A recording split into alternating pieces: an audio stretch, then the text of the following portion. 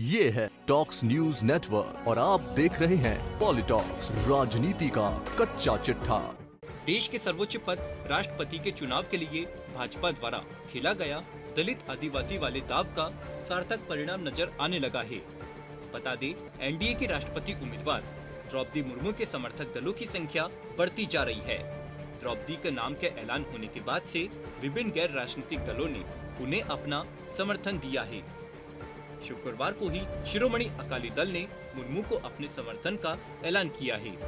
इसी बीच विपक्षी दलों के उम्मीदवार यशवंत सिन्हा का सबसे पहले प्रस्तावक और समर्थन करने वाली टीएमसी की मुखिया और पश्चिम बंगाल की मुख्यमंत्री ममता बनर्जी ने राष्ट्रपति चुनाव की उम्मीदवार द्रौपदी मुर्मू को लेकर अहम टिप्पणी की है। बनर्जी ने कहा कि यदि एनडीए की ओर से पहले ही द्रौपदी मुर्मू की उम्मीदवारी के बारे में बता दिया जाता तो हम भी राजी हो जाते और सर्वसम्मति से उन्हें चुना जा सकता था। यही नहीं, ममता बनर्जी ने द्रौपदी मुर्मू की जीत की संभावनाएं ज्यादा होने की बात भी स्वीकारी है। तो वहीं ममता के इस बयान पर कांग्रेस की नाराजगी भरी तल्ख टिप्पणी भी सामने आई है। सबसे पहले आपको बताते हैं कि मुख्यमंत्री ममता बनर्जी ने क्या कहा।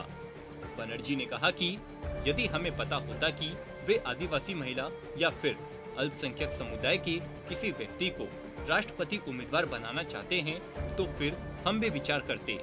हमारे मन में आदिवासी समुदाय के लोगों के प्रति बहुत सम्मान है और वह तो फिर एक महिला भी है।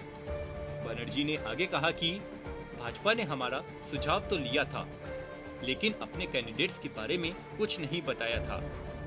ममता बनर्जी ने आगे कहा कि हमारा 16 से 17 पार्टियों का गठबंधन है और हम अकेले ही पीछे नहीं हट सकते हैं, और भी लोग हैं।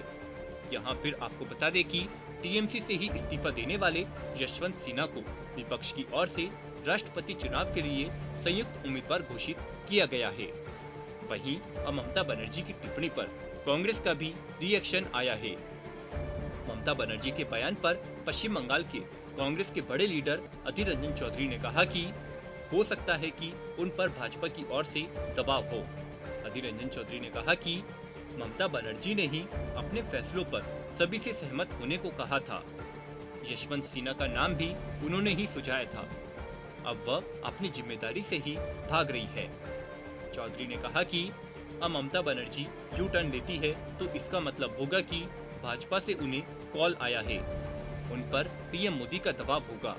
आखिर उनके पीएम मोदी के साथ अच्छे रिश्ते भी हैं। चौधरी ने कहा कि हमारे लिए तो भाजपा का मुकाबला करना सिद्धांतों की लड़ाई है। यहाँ आपको बता दें कि टीएमसी सुप्रीमो ममता बनर्जी ही राष्ट्रपति चुनाव के लिए विपक्षी दलों के उम्मीदवार के चयन में सबसे ज्यादा एक्टिव थी। दिल्ली में बनर्जी की तरफ से ही विपक्षी दलों की मीटिंग बुलाई गई थी। उनकी पार्टी की ओर से ही यशवंत सिन्हा के नाम का प्रस्ताव दिया गया था, जिस पर कांग्रेस, एनसीपी, सपा समेत सभी विपक्षी दलों ने सहमति जाहिर की थी। बता दें, इससे पहले फारूक अब्दुल्ला, शरद पवार, गोपाल कृष्ण गांधी को चुनाव लड़ने का प्रस्ताव दिया था, लेकिन उन तीनों ने ही यह चुनाव लड़ने से इनकार कर दिया था। पॉलिटॉक्स ब्यूरो, दिल्ली।